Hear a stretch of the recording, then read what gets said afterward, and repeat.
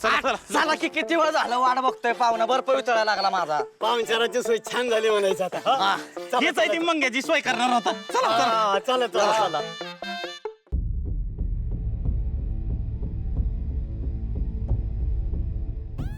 Doctor पप्पा तर गेले पण आजी आणि मी असं घरात गेले ना तर तुमच्या घरातले सांगतील परत मी आली म्हणून. काही होत नाही. थांब एक काम कर, तू मागच्या दारात दे, मी पुढे जातो बघतो काय आहे ते. जा हा जा जा जा जा.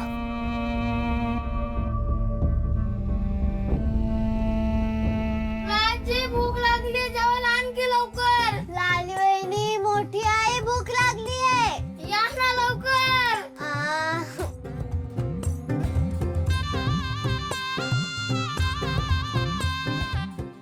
हावरे ग बसती का?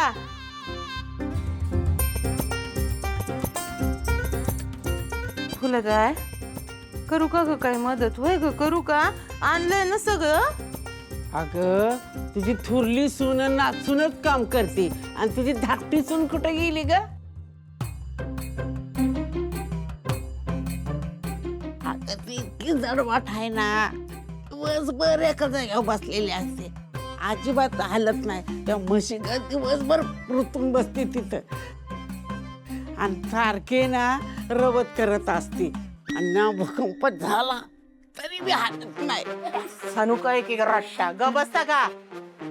ओ आत्या एवढं तोंड सोडायची गरज नाही बरं का. हा ओ सर्व आत्या करायची तेव्हा मस्त काम केले मी. आता हिथं सुना आल्या घरात, आता वायचा आराम नको का मला? अजून बी मी कामच करत राहू का? ओ सांगा बरं का, दोघी मिळून कसं टोमणं मारताय बघा मला. चांगलंच आहे की, तुझ्यामुळे दोघांचं एकमत तरी झालं. हा लाली अजून गोपाळ नाही आला? फोन करून बघ की कुठे आलाय ते. बघते.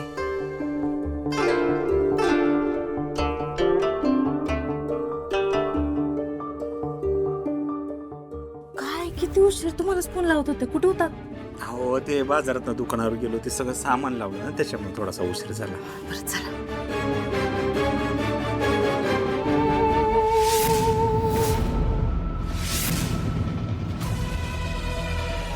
कंपाऊंडर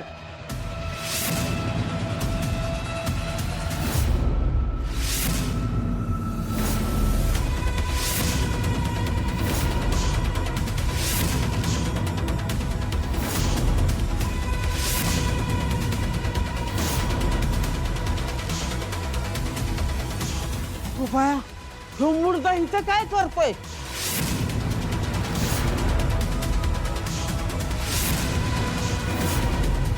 अगं सरे तू कशी काय वळखतेस याला? अगं मी चांगली वळखते ह्याला. मुडद्याला अगं हे एक नंबरचा राक्षस माणूस आहे, ह्याला घरात घेतलंच कसं?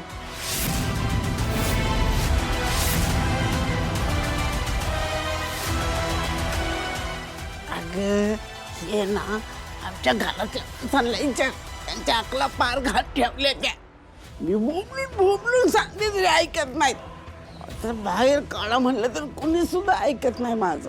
आता त्यांची मडी बसवत्याल ना तेव्हा मग ऐकत्याल, मग कळेल त्यांना. हो त्याच्यासाठीच ह्यो आला असेल मुडदा इथं, वाटोळ्या खोराचा नाश करेल घरदाराचा. अहो आता काही करताय काय तुम्ही? हा सोडा त्याला. अहो गोपाळ आहे ते. कोण गोपाळ? तुझा तो पळून गेलेला लोक आहे होय ह्यो? नाही येऊच तो गोपाळ परत आलाय. अगं ह्यो गोपाळ नाही, ह्यो कंपाऊंडर आहे, कंपाऊंडर. अगो ह्यो डॉक्टर म्हणून आहे ना, बायकांना फसितो, त्यांचं पैसे लुटतो.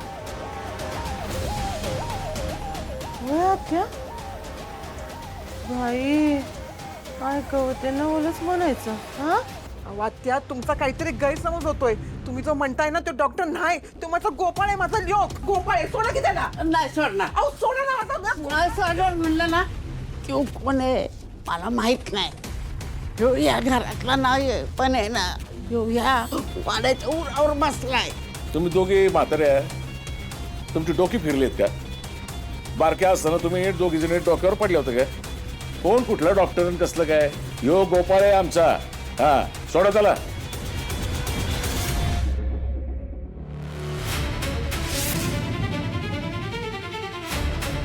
गोपाळ तू जा बरं आतमध्ये.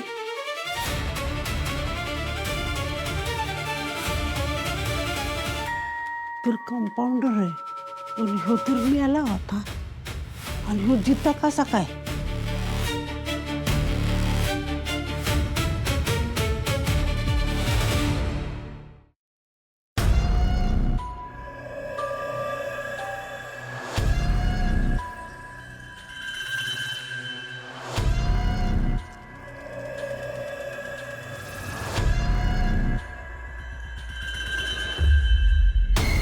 यो आज डॉक्टरांचं काही खरं नव्हतं. बाल बाल बच गए डॉक्टर आणि मी बच गई. इथं लपून बसल्यास वय ग? अगं तुला लाज कशी वाटत नाही? तरी मी म्हणलं ही इथं कशी? तो कंपाऊंडर आलाय ना इथं, मग ही असणारच इथं.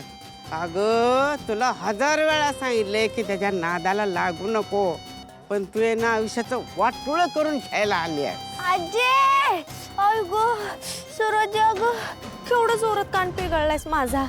आणि आणि ते काही कंपाऊंडर नाहीत, ते गोपाळदादा आहेत. अगं तुझी जीभ कशी झडत नाही ग खोटं बोलताना? तो कंपाऊंडर नाही मग तू इथं कशी आली आहेस ग?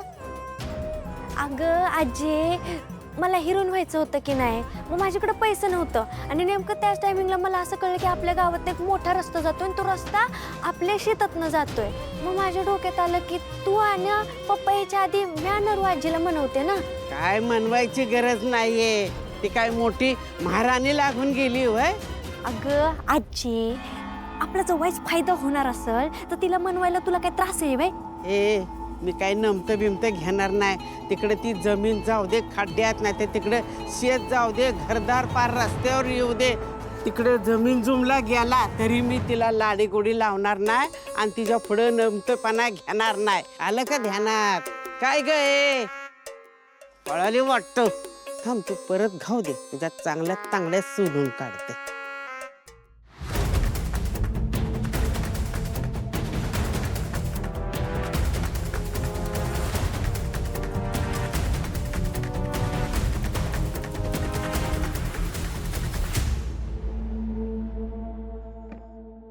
बरं झालं डेड बॉडी या ड्रममध्ये ठेवली, वरून सिमेंट टाकलं, त्यामुळे कोणाला नाही कळालं.